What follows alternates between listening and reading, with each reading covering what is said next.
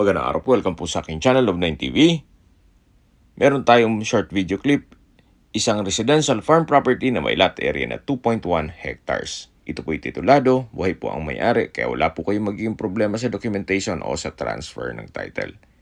Along Barangay Road po ito at may frontage na 70 square meters.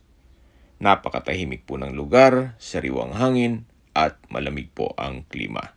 Malayo na rin po ito sa 14 kilometers danger zone ng Taal Volcano. Meron pong mga fruit-bearing trees sa loob nitong property, gaya ng mangga, santol, langka, saging, at marami pa pong iba.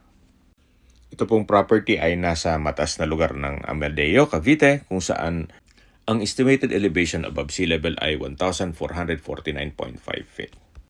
Binebenta po ito sa halagang 4,000 pesos per square meter. Kung may mga katanungan po kayo, tawag lang po kayo sa aking numero. Maraming salamat po.